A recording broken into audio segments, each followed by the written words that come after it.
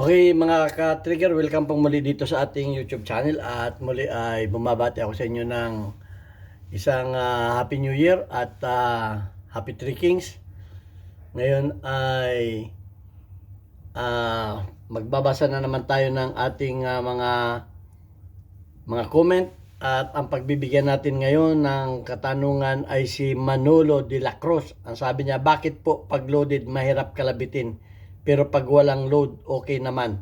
Ito ang mahirap sagutin. Kasi bakit pag loaded mahirap kalabitin pero pag walang load okay naman? Ang tanong ay anong baril ito? Anong baril ito? So dapat sinabi mo kung anong baril pero sasagutin ko ito dahil ito ay nangyayari dito. May mga na-encounter na akong mga ganitong baril. Ito ay revolver. Ito ay revolver. So kung mali man yung aking sagot ay bahala ka na dahil hindi mo sinabi pero sasagutin ko ito ay revolver. So bago natin na dahil hindi mo sinabi kung ano, pinapahula mo ako kung sa iyong tanong, hindi mo sinabi, di hulaan ko na rin ang aking sagot. Revolver yan. Pero bakit may mga revolver na pag may bala, mahirap kalabitin o hindi makalabit?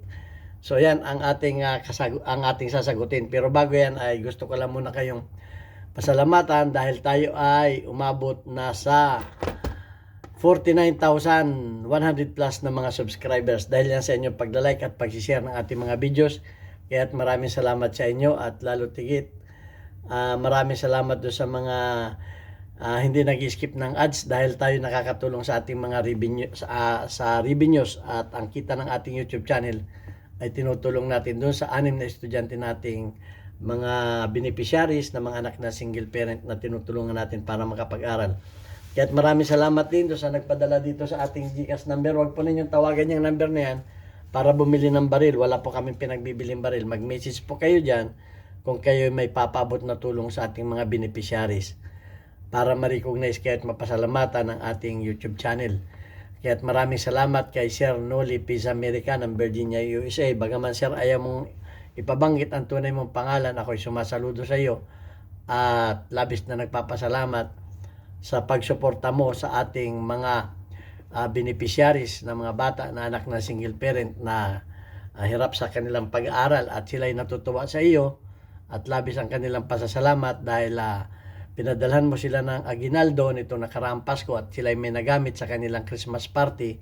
So nakatanggap sila ng tig 1,000 mula sa iyo at yung sobra sa padala mo ay inilaan natin sa kanilang mga allowance ngayon, sa kanilang mga pambaon. Kaya maraming salamat Sir. Dalangin ko ay bigyan ka pa ng maraming pagpapala ngayong 2026 at malusog at mabuting pangatawan. Ang iyong kalusugan ay maging mabuti, sampu ng iyong buong pamilya. Kaya maraming salamat talaga sa iyo, Sir. Okay, so yan. At punta na tayo dito sa katanungan ni Manolo de la Cruz. Okay. Hindi niya sinabi kung anong baril pero may experience ako sa mga ganitong problema. So, i-assume ko na ito ay revolver. Okay. Tingnan muna natin ang revolver kung may bala. Okay, bakit? Saan yung aking pandimo dito? Nawala pa yung aking pandimo. Bakit pagka may bala ay mahirap kalabitin? Okay, so yan. Oh. Tingnan natin, wala naman itong bala ha. Walang bala yan. Walang bala. Pag may bala, pag walang bala, okay, nakakalabit. Nakakalabit. Pag walang bala, bakit pag nalagyan ng bala ay mahirap kalabitin? So, subukan natin. Lagyan muna natin, basiyo lang ilagay natin para safe. Basiyo lang. So, dahil hindi mo sinabi ko, kaya gusto kong malaman kung anong brand eh. Kasi pag yan ay Colt, maraming fake na Colt sa atin. Tandaan niyo yung mga revolver na na mga marami sa atin ang mga paltik na Colt. Bakit Colt ang tinatatak nila? Kasi mahal ang Colt eh. Bakit kanyo? gagawa ka rin lang ng fake. Di yung ilalagay mo ng brand ay yung kilala at mahal na brand. Yung baga, yung sikat na brand. Ay sikat ang Colt sa atin. Ito, ang dami kong karanasan sa mga paltik. Dahil dyan ako naging gunsmith. Dyan ako natuto sa mga gunsmith. Kaya alam ko ang sakit ng mga paltik eh. Namimili yan ng bala. So, ang nangyari kasi dyan, ay unang-una malaki ang salya nitong bula. Malaki ang salyang ganon. Ang gagawin diyan para maalis yung salya kasi pag malaki ang salya ay yung itong bula ay lumayo sa firing pin ay hindi pumuputok kasi lumayo nga eh. So yung bala hindi niya maabot. Hindi maabot ng firing pin. Kasi nga, may salyang ganon. Yung tika-tika. Bakit pagka nakatungo, ayaw pumutok? Kasi umabante itong bula So, pagdating ng firing pin, lumayo na yung bala. Kasi umabante yung bula eh. Okay. Pag nakatingala daw, pumuputok daw. So, malaki ang salyada nito. So, anong gagawin? Maglalagay ngayon dito ng spacer, kalso dito para maalis yung kalog na ganun. Okay, maglalagay doon kakalsuhan nyo ng lata. Yung mga ganun mga pangyayari. Pag kinalsuhan mo ng lata yan, di walang bala. At nilagyan mo ng bala, lagyan natin ng bala. Yun. Hindi yan iikot. Bakit kayo? Sasayad yung bala dito sa face nito. Sayad yung bala mo dito. Kaya pagka nilagyan mo ng bala, saan niya sasayad? Walang iba sasayaran yan. Yung bala na yan. Dito yan sasayad. Ano ang nangyari? Makapal yung kinalso mo, makapal dito. Umatras yung bulap. Papunta dito sa may firing pin, sa may hammer. Umatras yung bula pa ganun. Dahil nga, malaki ang kalso dito. Yun. Pag atras niyan, siyempre, yung bala, ayan tingnan nyo yung bala ha.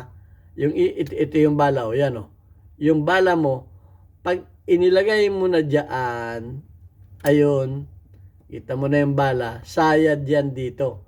Kinakailangan dyan ay may kawang na konti, kasi laki ng papel ang kawang yan. So, yun ang nagiging problema dyan. Napakasimpleng problema yan. Okay. So, kahit hindi mo sabihin sa akin kung anong baril yan, alam ko yan, paltik yan. O di kaya, nagkalso ka dito.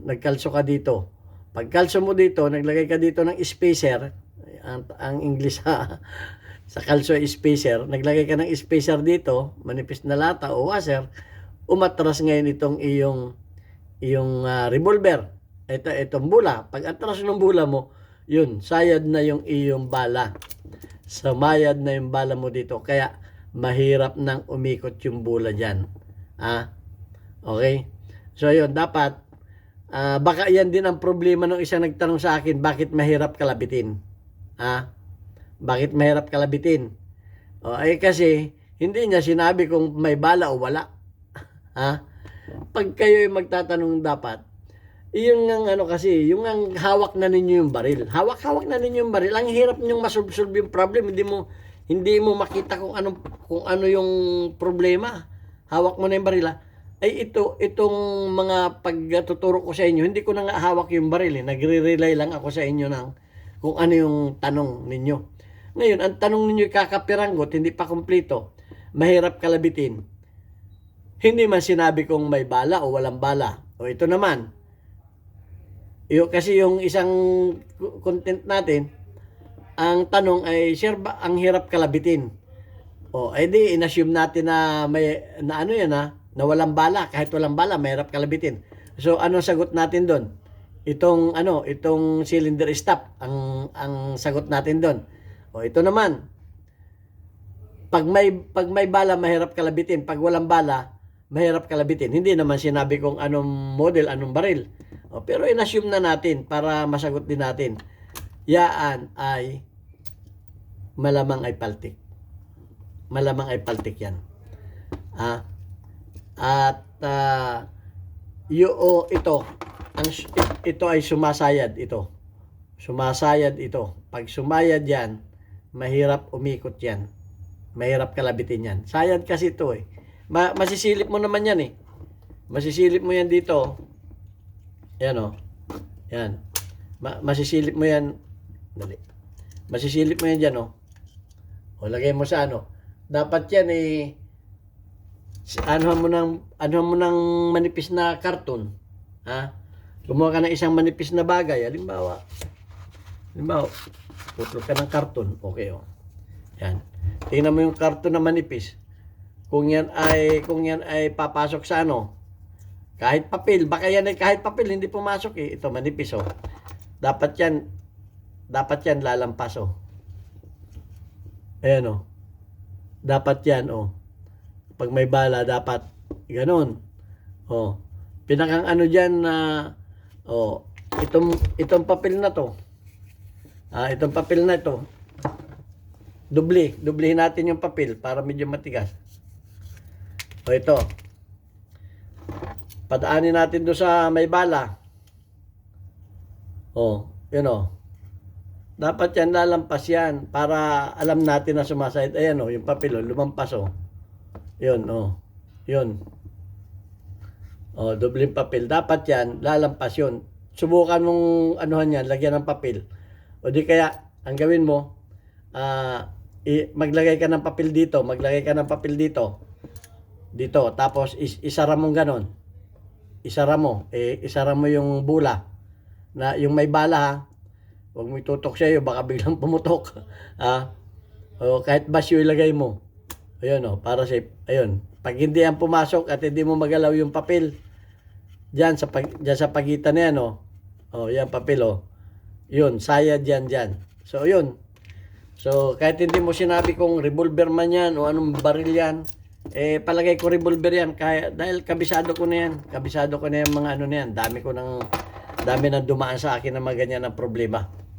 Sabi ko sa kung bakit. Ulitin ko. Malaki ang spacer dito. Umatras yung bula. At kung yan ay paltik, ay huwag mo nang asahan na titino pa yan. Maraming problema yan, paltik.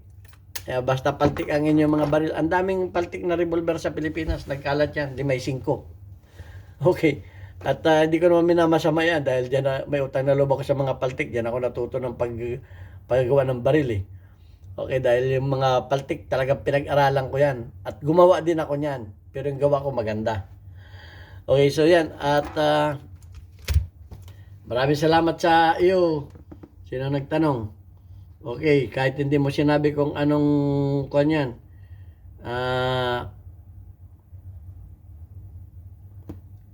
Manolo de la Cruz. Okay, nagtanong yan. Sana tama yung sagot ko sa iyo kahit hindi mo sinabi yung baril. Kung anong baril yan.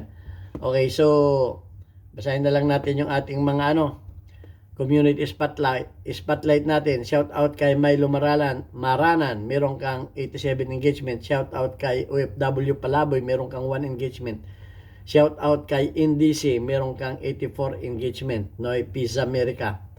Shout out kay JNF 590, meron kang 14 engagement. Shout out kay Saipula Husudan, meron kang 40 engagement.